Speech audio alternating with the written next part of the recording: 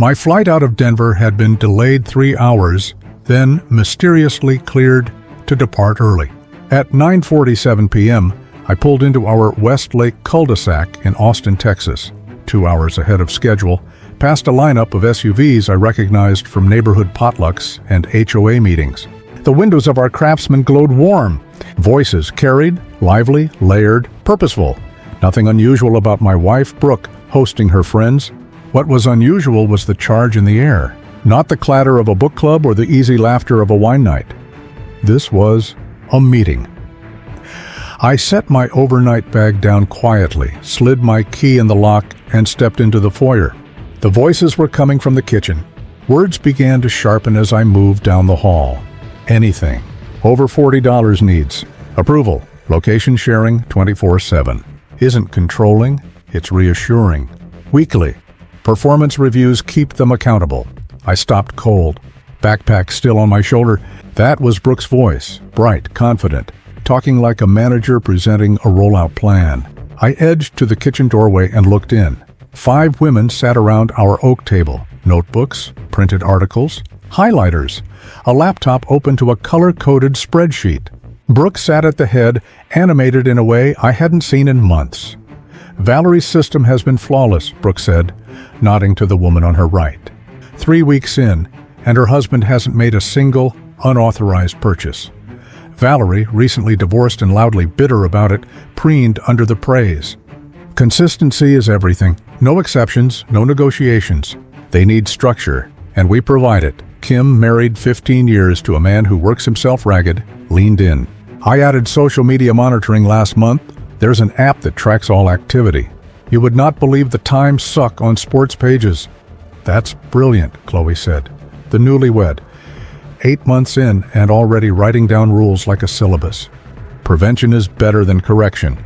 Dana, technically separated and clearly on team grievance, tapped her pen. Location tracking is non-negotiable.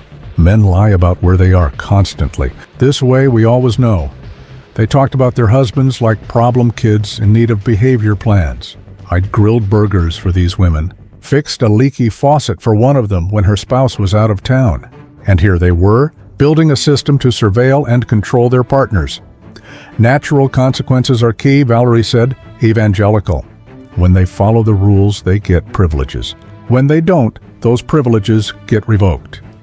Like training a dog, Dana joked. Exactly, Kim agreed. Positive reinforcement and negative consequences. Men respond to clear structure. They're not as emotionally tuned in as we are. Brooke nodded like a dean.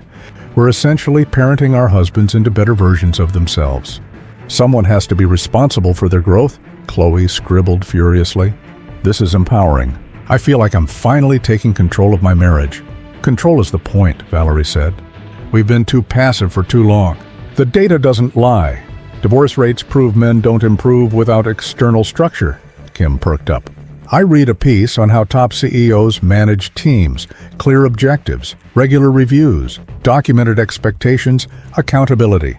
Same principles apply at home. Brooke's eyes lit up. KPIs for husbands, key performance indicators, trackable goals, frequency of unprompted help, quality of communication, gratitude shown.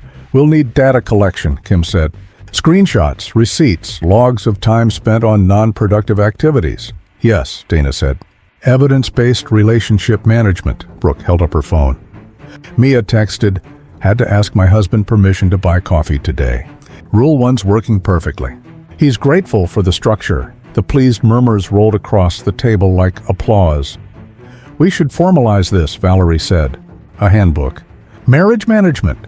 A modern wife's guide to structure. We can launch a blog, Brooke said, almost breathless. Maybe a book. I'd heard enough. Actually, I'd heard far too much. I set down my bag, walked in like I live there, because I do, and smiled. Hey, babe. Didn't know we had company. The room froze. Brooke's face flickered. Surprise, guilt, calculation, polite brightness. Nate, you're early. Flight god smiled, I said. Ladies, Valerie's posture snapped into PR mode. Just swapping strategies for better marriages. What kind of strategies? I pulled out a chair at the far end of the table. Structure, Brooke said quickly. Clear expectations, better communication. I nodded like I was genuinely curious. Example? Kim jumped in. Financial transparency. Husbands check with wives for any purchase over $40. It prevents impulse buys, keeps budgets tight. $40, I repeated. So, lunch, gas, quick groceries, everyday stuff? Exactly, Chloe said brightly. It builds mindfulness. What else? They warmed to it. Social media monitoring, Dana said. No more mystery scrolling, location sharing, Kim added. Real-time GPS eliminates deception. Weekly performance reviews, Brooke said, proud. Scorecards, we track progress. Scorecards, I said. Report cards for husbands. With consequences for poor performance, Valerie said smoothly. Privileges get suspended. You've clearly put a lot of thought into this, I said. And they beamed. We've been testing for months, Brooke said. Refining what works. And it works? I asked. Beautifully, Kim said. My husband actually appreciates the clarity. Men want structure. They just don't know how to build it. The research backs us, Valerie said. Men have lower emotional intelligence. They need external guardrails. Which studies? I asked. Valerie blinked. Psychology Today, relationship blogs, women's magazines. It's everywhere. So the studies endorse spousal surveillance and financial control? Not in those exact words, Kim said, but the principles, structure, accountability are there. So you've created an experimental treatment program for marriages, I said. You're the researchers. Your husbands are the test subjects. Silence. Then Dana, it's not experimental if it works. We have results. Less conflict. Better compliance. Compliance, I echoed. Interesting word for a partner. You know what I mean, she said. Engagement, follow through. With monitoring and consequences. With structure and accountability, Valerie corrected. It's what successful businesses do. And your husbands agreed to be managed like employees? More silence. They don't need to explicitly agree, Brooke said. People resist structure they need. Children fight bedtimes. Then they sleep better. So, treating your husbands like children who don't know what's good for them. Treating them like partners we're coaching, Kim said. Everyone needs a coach. Unpaid, uncredentialed, using surveillance and financial chokeholds. I raised an eyebrow. Got it. Dana slid a printed packet across the table. We've documented everything, categories, rollout plans, enforcement mechanisms, I said. What happens if a husband doesn't comply? Their eyes lit up. Favorite question? Financial consequences, Valerie said. Cut discretionary spending.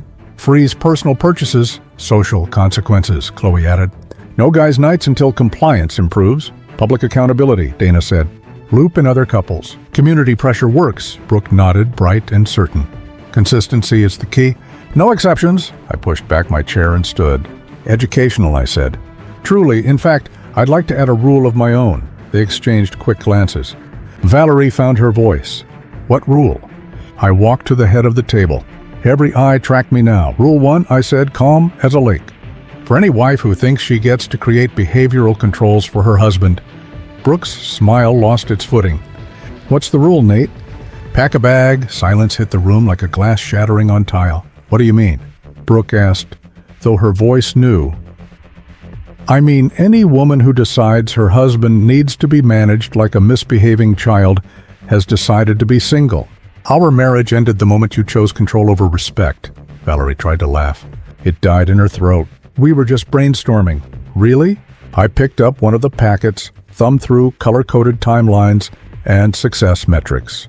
Because I heard testing and refining. Sounds implemented. I pulled out my phone.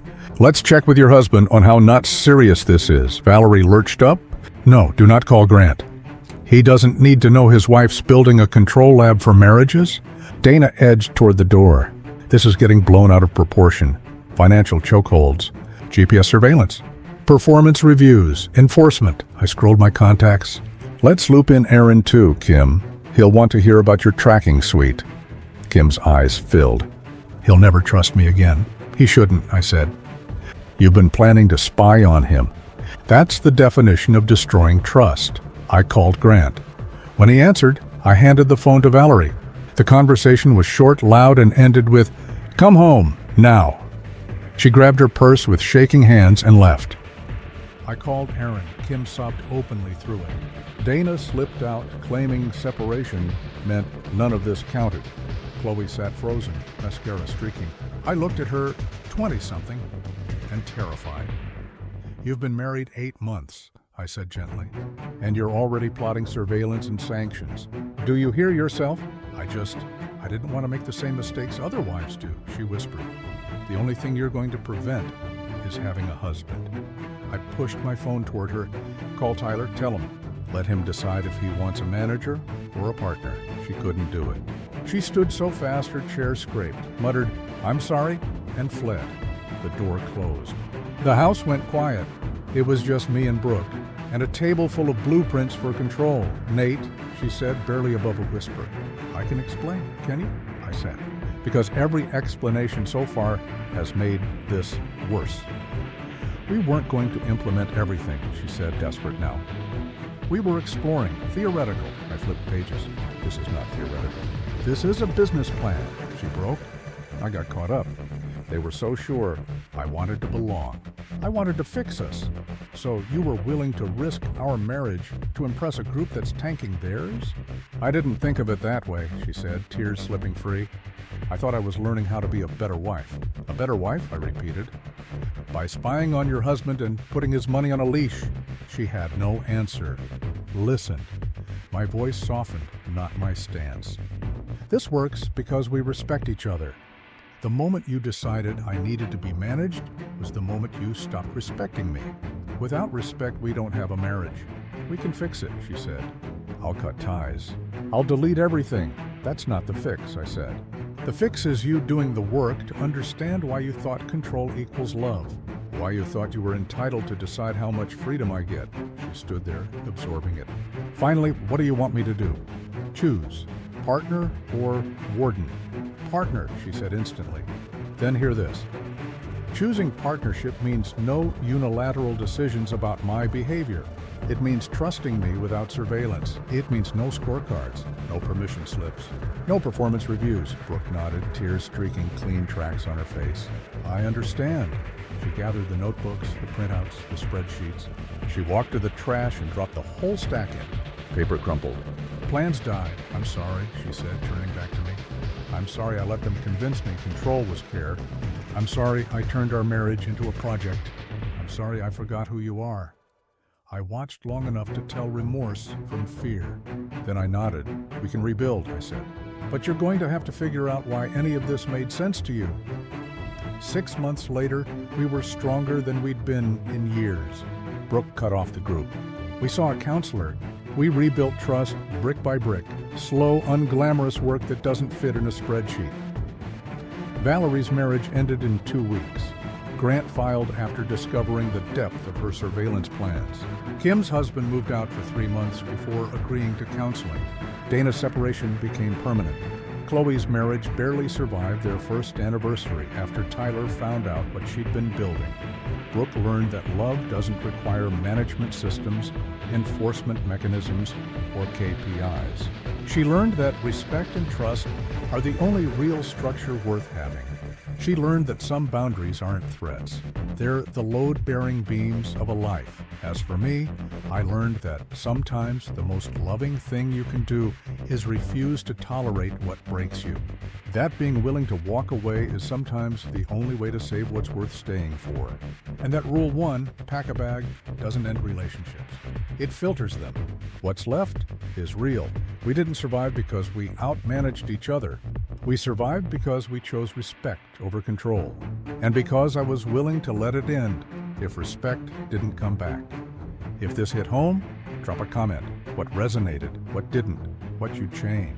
And if you're writing with Lies and Betrayal Unfolded, like, share, and subscribe so you don't miss what's next.